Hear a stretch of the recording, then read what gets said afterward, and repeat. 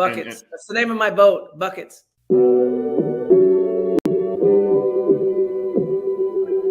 Buckets. What we get.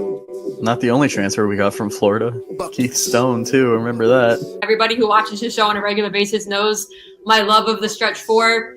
You know, we all make mistakes. You might have made one going to It's Tallahassee. mercy if y'all don't know. Dribble to the left, cross over to the right. Hurricanes to the game, many buckets for the night. Matt with the pick and roll, Melissa with the give and go. Vish-LIU, hoodie girl dunking in the hole. Check the scoreboard, this what we fall for. Peep the gameplay, they want an encore. Yeah, overtime for another round. It's buckets after buckets, baby. You out of time. It's buckets. What it is, homie, it's buckets. Woo! We get buckets. Yeah, baby, buckets.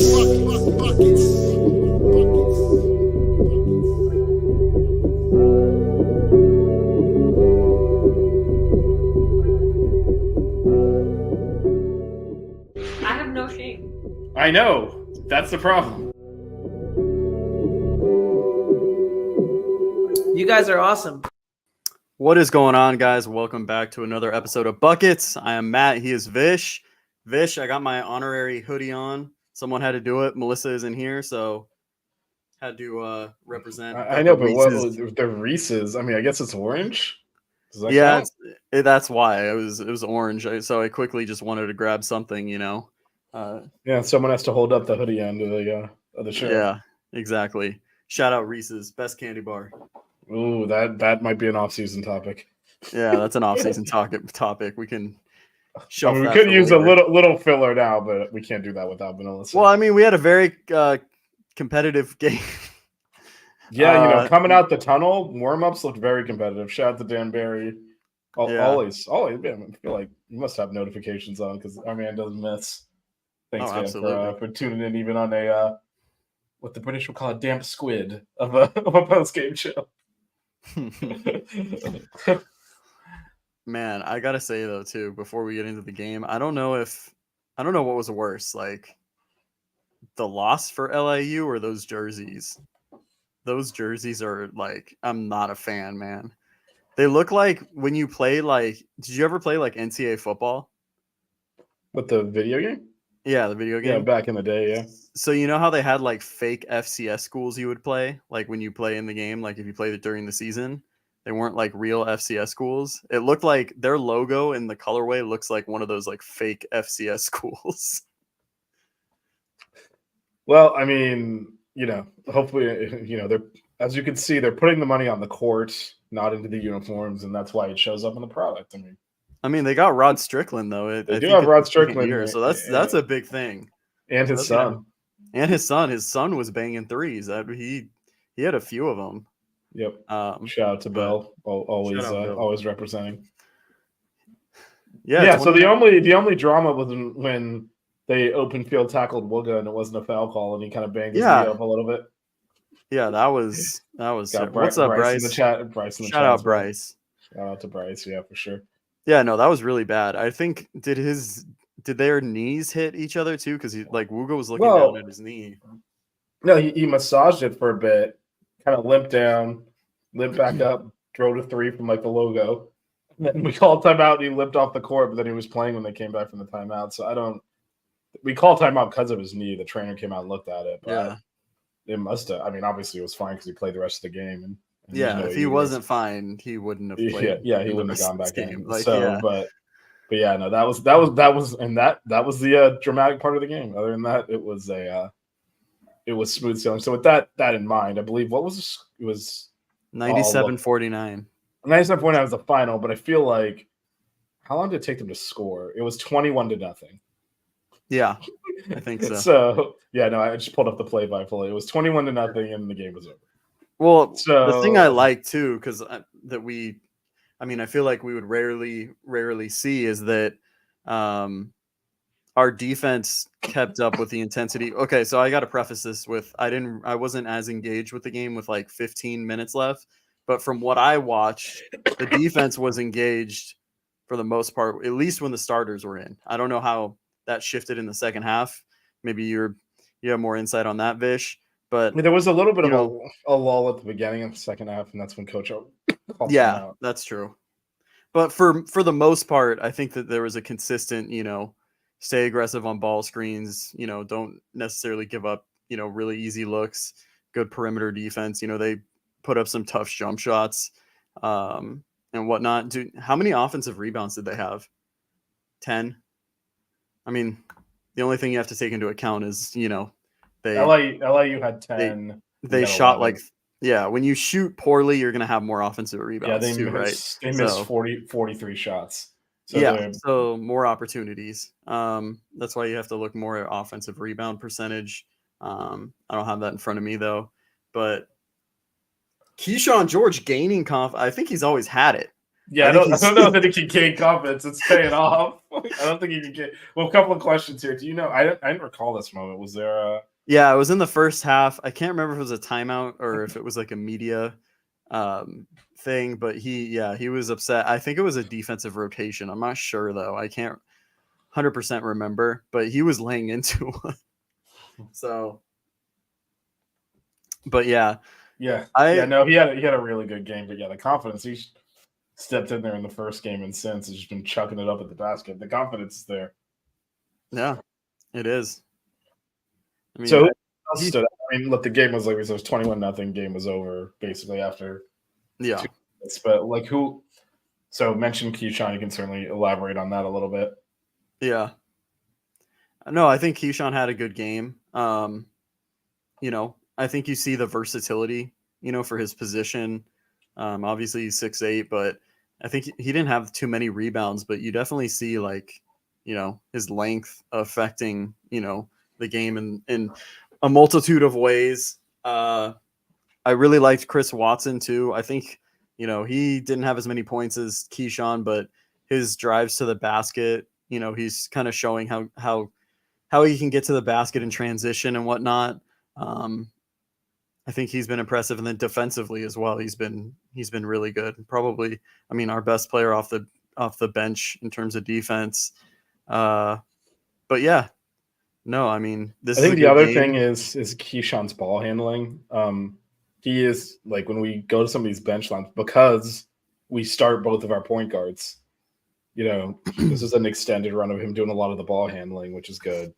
Because against Kentucky, we had to deputize him at point guard. The end of the first half didn't go well.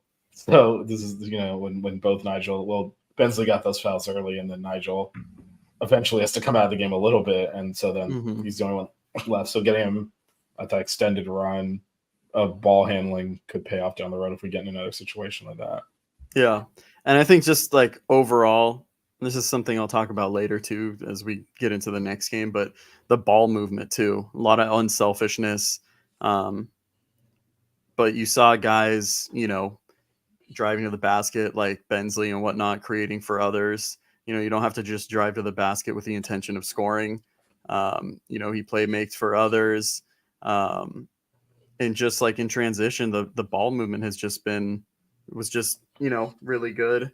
And I also like that. We shot 11 for 26 from 3, which is 42%, which is okay, not great, not terrible or anything. But I didn't see us really force anything. Like a lot of our misses were shots you'd expect to make actually. So to your point on the ball movement, there was a lot of good.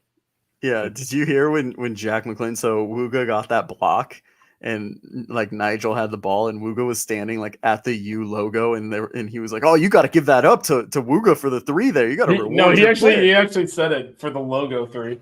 For the logo 3. I love Jack, but like, there's not a he. Sometimes he commentates. If it's behind the line, it's a good shot. Well, but what I was saying is yes, definitely, but he commentates as if everyone can shoot like him. Yes, if Jack McClinton's sitting at the logo, get him the rock. Maybe Wooga does have range, but like literally, that's why every shot's a good shot. It's like if I'm slumping, just like when they were down and Rod Strickland's son started jacking up threes. He's like, yeah, that's what you got to do. You might as well. You're down 18, just shoot it. And then after he made 2 in a row, and then Clint says, if I make 2 in a row, I gotta miss 3, 4, and 5 before I stop shooting. It's like, yeah, you would never miss 3, 4, and 5 though. So it's like, not So everyone should funny. play like you do, man. You're one of the best shooters in college basketball history. It's just like, Yeah. anyway, it's funny, man. He has not met a shot he does not like. I mean, so it's funny though. Yeah, it's just like, yeah, pull up for that, take that shot. Yeah, I know. I did hear that. You gotta reward him at the logo. Yeah.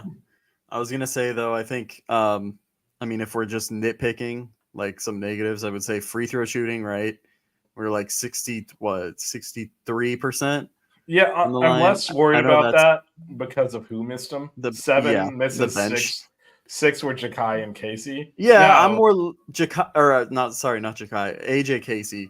he Come could on. Yeah, you conceivably gotta. be playing in real minutes and Yeah. have to shoot free throws.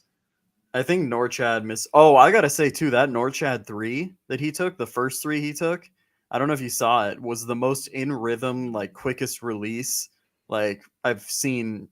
You know, he shot that thing with real confidence. So that was impressive to see.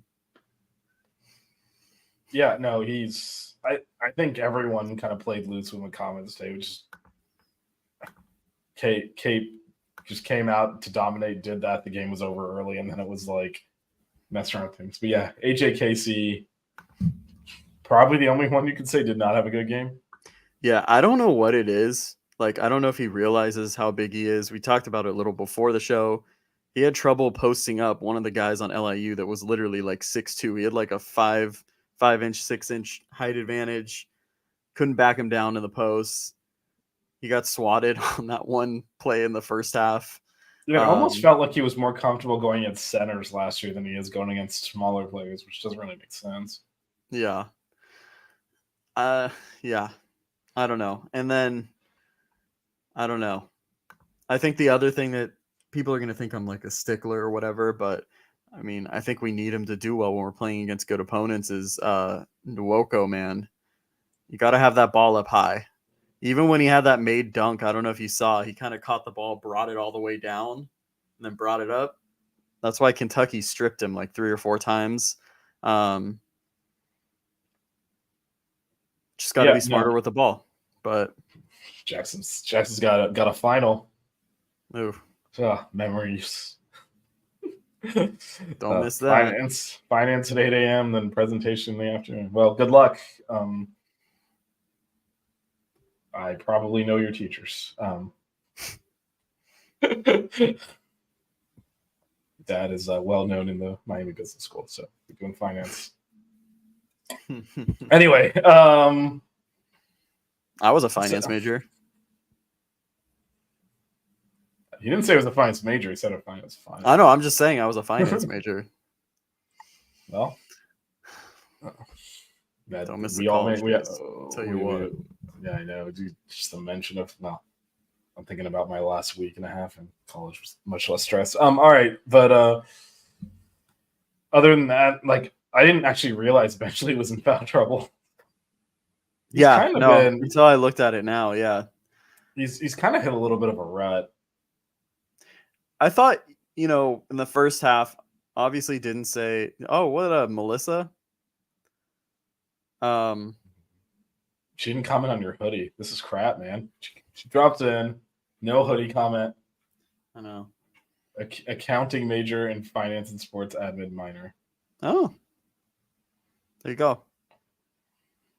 She did put it on my guys, but yeah. No, I was gonna say the other thing that stuck out too. Wooga had like 2 drives. This was like the second game where he actually like looked to attack, and it looked easy for him. He didn't look awkward with it. I think he's gonna get some more confidence, and if he can add that to his game, I mean, literally, he's already unstoppable. But shout out Bryce. Yes, I am a Reese's guy. Yeah, stay tuned for the off-season tangent episode on chocolate, I think, at this point, because you've thrown the gauntlet in with a my that is not a jacket, that is a hoodie.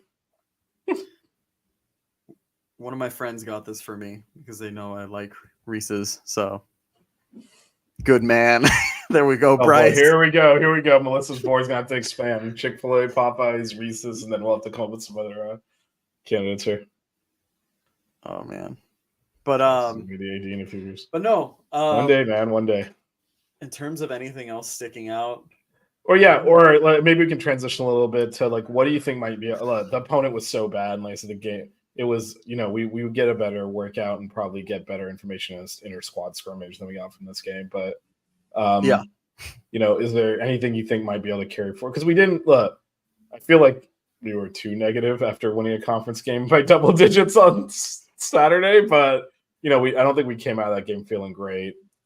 No, because I mean, it was good. It was good to see the team just jump them and like not have, not even for a second mess around. Because when was the last time like we saw this early in the season that we just absolutely I mean, I think LIU is probably one of the worst teams in Division I basketball, but yeah, for sure. Like there was no like I can't say. I don't want to say like scare, but like there was no moment where you thought, you know what I mean, they even remotely were going to be close in this game at all. When you start out 21-0, like we've never come out and just dominated a game like that in a long time. Well, if it caused you to miss the Kentucky game, then you're very lucky. So can't stay saying every time Miami has a game, my high school team does. Well, Dang. It might have come in handy a week ago. Yeah, no, it was overripe from the game. But I guess, is there anything you think here that might carry forward? Like, I think. Well, what I want to see for sure carry over is, I mean, I would mention if you think, I mean, Wooga ability to slash, right? I think that would give us, an added item on offense. Another lethal thing to have. And then I would say the ball movement, because I thought the ball movement was probably the best we've seen in a long, and I can't remember the last game when we moved the ball like this, but and also I would say the bench guys, I don't want to say gaining confidence for Keyshawn, but like realizing how to score in this offense and where to look for his shots. I think that's getting a lot better. And then I think Chris Watson is the one, same thing, and gaining confidence as well offensively. We already know what he can do defensively. I think those are the things moving forward, because I mean, someone gets in foul trouble, it's next man up, and we're gonna need Keyshawn and Chris Watson, and if it's Nwoko or Casey to step up and play. So it's nice to see them having these moments. Yeah, I would throw in, and again, this is maybe the worst team we're going to play all year, but I thought Matthew Cleveland was more aggressive and comfortable in this game than I remember seeing him in the past, just offensively. He had that nice post-up move, was attacking the rim a lot. He had 3 misses. 2 were in rhythm threes out of the offense that you want him to take. Yeah, so I thought he played a really good game, but I really liked where because he's played big for us this year at times, and he's impacted games, but I thought he took a little bit more ownership in this game, which is something I've been wanting to see. So I was happy with that. And then, all right, the elephant in the room is, I mean, we've talked about both these players. Our backup bigs are still, even in a game like this, we're seeing war. AJ Casey did not have a good game, period. Nwoko was okay, but you're still seeing the same things that he did. Some of those things you mentioned, bringing the ball down, not being aggressive when he gets in position, someone draws the entire defense, they hand it off to him. You got to finish that. And it's, bringing it down, taking forever to gather it, and got him blocked against, you said, Kentucky multiple times, but that wasn't the only time that's happened this year. And you still saw those wards. So at this point, like, Norchad cannot play 40 minutes a game, even if he's not in foul trouble. Who's those two? Because we've kind of gone back and forth, and so is Coach L. Who's getting the call first right now? And if you're the coach. Ooh. I think it's situational. I think if it depends who you're playing. I think if you're playing, like, for example, you're playing against a team that maybe has more of like a stretch big or something like that, maybe you go with Casey. I think if you have someone that's more back to the basket post player, kind of go with Nwoko. I think he's the better defender even right now. And I think he can honestly, his biggest impact this season, I think, would be on the defensive side. Offensively, all we need from him is to be able to catch the ball, not bring it down, and just finish easy dunks. Easy dunks. I don't really want to see his back to the basket game right now. But I think it's situational. And it's still so early too. It's really tough to say. Canes, Cats, Heat. Man, all of our friends showed up tonight, even Melissa. Briefly in the chat. Shout out to Canes, Cats, Heat, of course. But what about you? What do you think? I think I'd go with Nwoko at this point. And I've been on team put AJ Casey in pretty much the whole year. Yeah, and can I just say too, like, I understand, because I think this is like a feeling for people that listen to us and whatnot, that like we're really hard on Nwoko, you know, and it's like, you know, he's a freshman and whatnot, but at the end of the day, he's the backup center, right? Like he's going to be playing major minutes, so that's how he should be judged, in my opinion. So, well, Colorado's definitely a place to get the smoke, but good weed joke there. Yeah, no, but again, hopefully, I think it's really on Norchad to stay on the court as much as possible. Give us 35 a game, and then it's only 5 minutes with these two at this point, and then hopefully, and the reason I say I go with Nwoko is right now I don't see much separating the two of them, but I do think he's a better defender. He's definitely bigger. He gives us a little bit something else there, and I'm disappointed that AJ Casey is playing like this in year two when he's got all this ability, and just like I don't know what you do between now and Sunday playing Colorado that's going to get him to be aggressive. Do you remember like when they went on their trip to France? Yes, I do. And he was putting up like 20. Oh, we were like, he's going to start. We're like, he's starting. Look at that. Get Bensley to the bench, and he's starting. It's just, it's been. But I actually, I thought at the beginning of the year he did show those improvements. He said very comfortable. He looked like he knew his role, and that's why I was like, get him in there. He's not going to harm you.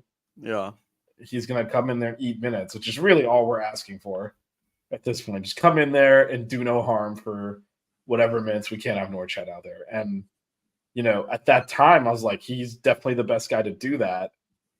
Now I don't think so anymore. I think that's probably Nwoko, but like you said, it's probably situational as well. And hopefully at some point one of them kind of, in a good way, distances themselves from the other. And we end up with with someone that we're like, all right, you can trust this guy to give us 5 to 10 minutes. Yeah. Shout out to my F1 co-host, Evan.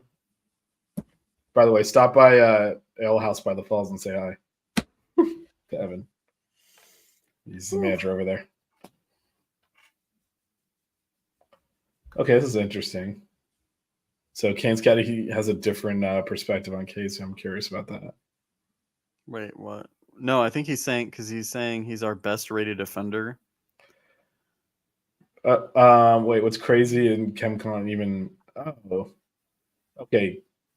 Casey is our best rated defender. That's an indictment of every single other player on this team.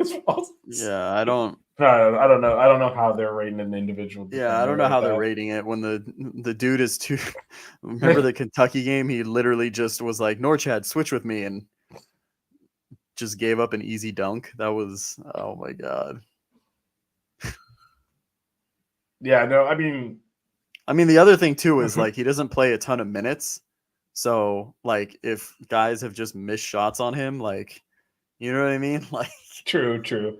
That's true. There's like he's someone hitting back-to-back buckets away from being the worst defender of the team. I think Watson might be our best defender already. Yeah. Just from the standpoint of like, he's what, 6'7", can guard ball handlers, guard wings. Definitely the most versatile. Yep. Yeah, no, we do have good defenders on this team. It's the size thing that really is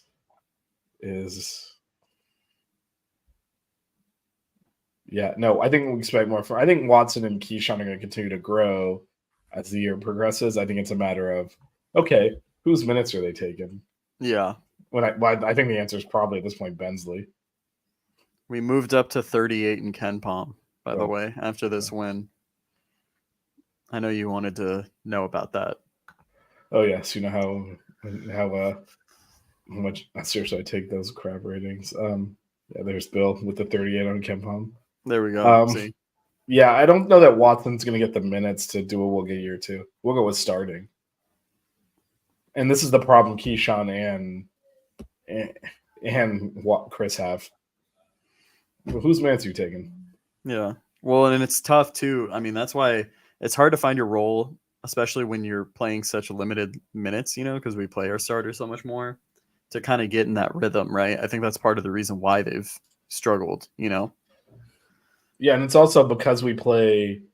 We start 2 point guards and then we start rotating. When we do sub, it's not always like we'll bring Keyshawn in, but he might be playing 2, he might be playing the 3, he might be playing the 4. So they're not even when in those minutes, not even really getting consistent minutes at a certain position to carve that role out. So it's a tough for them to really get consistency, but I think they'll continue to get better. I just don't know if they're gonna have the minutes to really show a whole lot this year. I think it's more, we're still projecting out a few years in terms of Colorado. Excuse me. In terms of Colorado, I know they lost to Florida State. They lost to Colorado State. That was probably the best team they played. And then they beat some mid-majors. I know they beat Richmond. Who was the last team they played? They played a WCC team, I think. I think it was Pepperdine. So they haven't played Yeah, so they're 6-2. Losses are to FSU, and Colorado State, like you said. Excuse me. They did blow out Pepperdine, Iona, close-ish win against Richmond. Beat Townsend, Grambling, Milwaukee, Richmond, lost to FSU, beat Iona, lost to Colorado State, beat Pepperdine. So I would say nothing great or nothing terrible there. Yeah, I mean Colorado State is like a solid. What are they ranked? What did Bryce say? Like 13th or so. Let me get to the latest rankings. I will say FSU's better. Yeah, 13th. Than what was projected for them in the ACC. Yeah, Colorado State. Someone could get the ranking on them. I thought they were like in the teens. Yeah, they're 13. 13. Bryce was right. Yeah, we're going transitive property on this. we're not losing to whoever the hell Kentucky's been losing to. So let's not transitive property that one. UNC Asheville or whatever. Yeah. No, it'll be a. It's Wilmington, game. But. Oh yeah, UNC Wilmington. UNC Asheville is a school though too, right? Is that another? I think you're in. I don't know. I thought Asheville is where App State is. Oh, maybe not. I don't know. But, anyways, Colorado's got a solid team though. Okay, there is a UNC Asheville. I knew it. The Bulldogs. The Bulldogs, UNC Asheville. And then. Oh, Appalachian State's in Boone. So. Yeah, so that game is Sunday, 2 p.m. in Brooklyn. Melissa and I will be there. So should be a time. We'll see how that goes. Again, still just the season ramp up. After that, I think it's pretty much in the clear until conference play, right? Because we got. Yeah. So are we going to do a preview before that game, or? We're not going to be able to. Oh damn! Oh, you mean a different? I guess tomorrow if you can. I don't know.